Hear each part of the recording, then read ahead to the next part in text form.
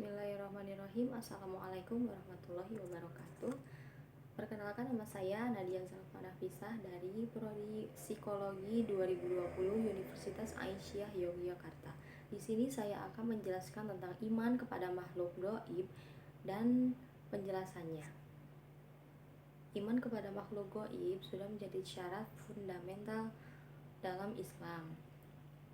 Keimanan ini berarti percaya seyakin-yakinnya atau hakul al-yakin bahwa ada entitas di luar dunia indrawi.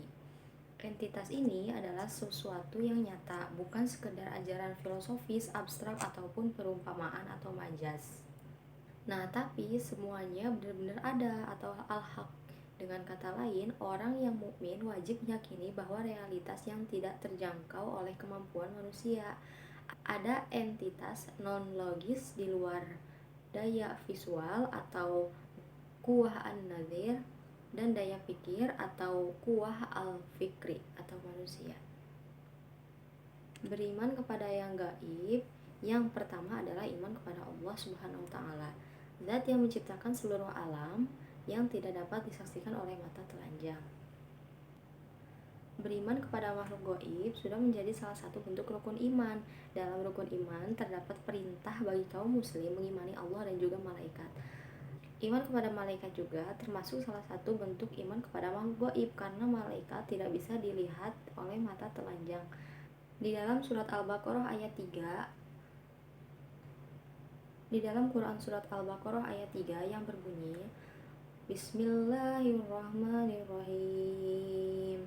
Walladzina yu'minuna bima unzila ilaika wa ma unzila min qablik wa bil akhirati hum yuqinun, yang artinya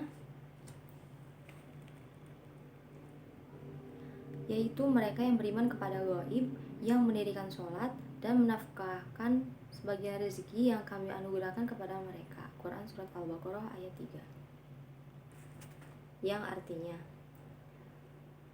yaitu mereka yang beriman kepada yang gaib, melaksanakan sholat dan menginfakkan sebagian rezeki yang kami berikan kepada mereka. Di sini dijelaskan bahwa pengertian menginfak harta di jalan Allah meliputi belanja untuk kepentingan jihad, pembangunan perguruan, rumah sakit, usaha penyelidikan ilmiah, dan lain-lain. Isi kandungan ayat di atas menerangkan bahwa manusia terbagi atas dua golongan. Pertama adalah golongan yang mereka mempercayai hal yang nyata namun tidak mempercayai atau tidak mengakui adanya sesuatu di balik kenyataan itu. Dan orang-orang seperti itu biasanya tidak mempercayai Tuhan, tidak mempercayai malaikat, kiamat, akhirat, dan lainnya. Sedangkan golongan kedua adalah orang yang mempercayai adanya hal yang gaib dan nyata. Dalam ayat tersebut dijelaskan bahwa mereka yang beriman kepada hal gaib. Kata yang gaib dapat diartikan dan tidak dapat disaksikan oleh panca indera, tidak tampak oleh mata, dan tidak dapat didengar oleh telinga, namun keberadaannya dapat dirasakan.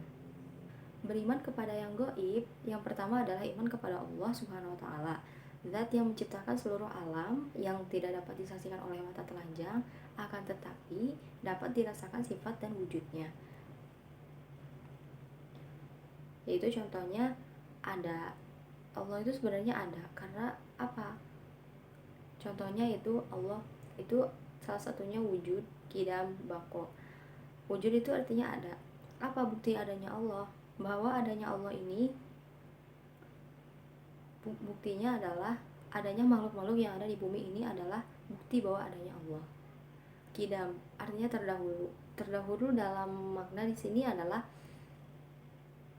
Allah tidak membutuhkan hal yang baru. Di samping itu, meyakini bahwa orang pintar tersebut mengetahui yang gaib adalah kekufuran yang sangat nyata sekali dan menjadikan mereka tempat yang menanyakan hal yang gaib tanpa meyakini bahwa mereka mengetahui yang gaib tersebut juga termasuk dosa besar.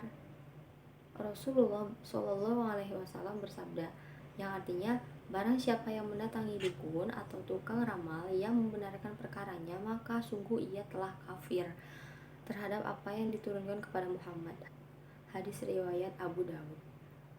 Di dalam kitab Riyadhus Shalihin, man ata arafata fasa'aluhu an syai'in lam tuqbal lahu sholatun arba'ina yauman. Barang siapa yang mendatangi dukun lalu menanyakan sesuatu kepadanya, maka tidak akan diterima sholatnya selama 40 hari. Hadis ini memang sudah banyak orang mendengarnya, bahwasanya orang yang mempercayai dukun atau melakukan seperti sajian yang seperti itu, maka ibadahnya tidak akan diterima selama 40 hari meskipun dia Islam. Di dalam surat Al-Baqarah ayat 33 yang artinya, dia Allah berfirman, wahai Adam, beritahulah kepada mereka nama-nama itu. Setelah dia menyebutkan nama-namanya, dia berfirman, bukankah aku telah katakan kepadamu bahwa aku mengetahui rahasia langit dan bumi, dan aku mengetahui apa yang kamu nyatakan dan apa yang kamu sembunyikan. Maksud dari ayat ini adalah bahwa hal yang berada di langit dan bumi itu sebenarnya ada, namun keberadaannya itu gaib, dan semua ini dirahasiakan oleh Allah Subhanahu wa Ta'ala. Memang bahwa iman kepada makhluk gaib ini tidak termasuk ke dalam rukun iman, namun di dalam rukun iman terdapat iman kepada Allah, iman kepada malaikat Allah, iman kepada qada dan qadar Allah, iman kepada nabi-nabi Allah, malaikat-malaikat Allah. Itu juga sudah termasuk ke dalam iman kepada makhluk gaib, karena malaikat tidak terlihat namun keberadaannya tetap ada. Rahasia tentang langit dan bumi tetap ada, dan keberadaan surga dan neraka itu sebenarnya tetap ada. Hanya Allah semata yang mengetahuinya dan para malaikat yang menjaganya. Di dalam Quran surat Al-Mulk ayat 13 yang berbunyi, Bismillahirrahmanirrahim. Innalladzina yakhshawna rabbahum bil ghaibi lahum maghfiratun wa ajrun kabir. Yang artinya, sesungguhnya orang-orang yang takut kepada Tuhannya yang tidak berlihat oleh mereka, maka memperoleh ampunan dan pahala yang besar. Ayat ini menerangkan tanda-tanda orang yang bertakwa dan tunduk kepada Allah Subhanahu wa Ta'ala dan yakin bahwa Allah mengetahui segalanya yang mereka lakukan, baik yang tampak maupun yang tersembunyi. Tanda-tanda itu ialah: 1. Senantiasa takut kepada azab Allah walaupun azab Allah merupakan suatu yang gaib, tidak tampak dan belum tentu kapan datangnya.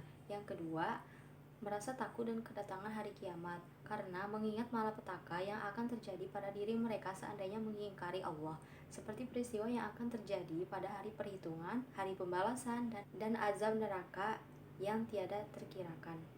Yang ketiga, percaya bahwa Allah Subhanahu wa Ta'ala selalu mengawasi, memperhatikan, dan mengetahui di mana dan dalam keadaan apa mereka saat ini. Di dalam hadis Nabi Muhammad SAW disebutkan dari Abu Hurairah, ia berkata, Rasulullah SAW bersabda, tidak akan masuk neraka bagi orang yang menangis karena takut kepada Allah. Hadis riwayat At-Tirmidzi, An-Nasa'i, Ahmad, dan Al-Hakim, dan lainnya. Orang-orang yang benar-benar beriman kepada Allah dan mengerjakan amal soleh tidak ada kekhawatiran terhadap diri mereka, dan mereka tidak bersedih hati terhadap segala sesuatu yang luput dari mereka. Sebagaimana firman Allah, sungguh orang-orang yang beriman, mengerjakan kebajikan dan melaksanakan sholat dan menunaikan zakat, mereka mendapatkan pahala di sisi Tuhannya. Tidak ada rasa takut pada mereka dan mereka tidak bersedih hati. Quran surat Al-Baqarah ayat 2. Orang-orang mukmin yang bersifat demikian akan diampuni dosa-dosanya dan akan diberi pahala yang besar di akhirat kelak.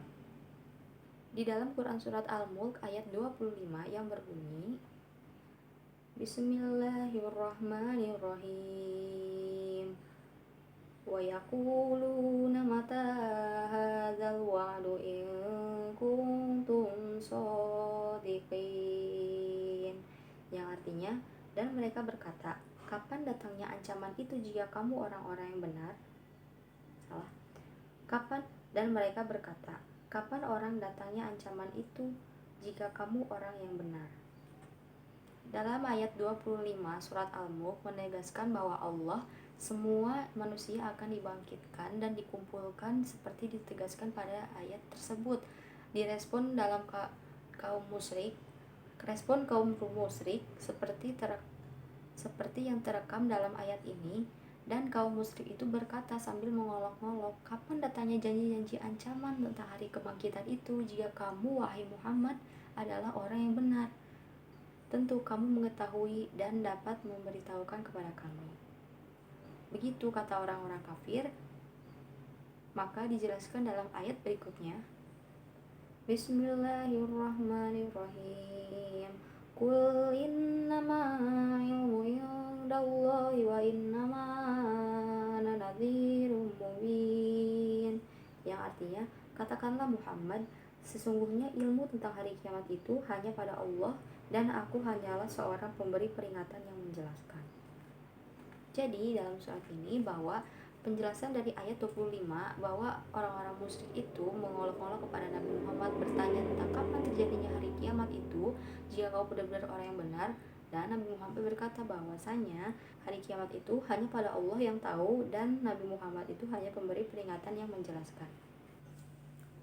Mungkin sekian yang dapat saya sampaikan tentang iman kepada makhluk gaib. Mohon maaf sebesarnya tentang ketidaklengkapan materi yang saya berikan. Terima kasih atas perhatiannya. Syukron. Wassalamualaikum warahmatullahi wabarakatuh.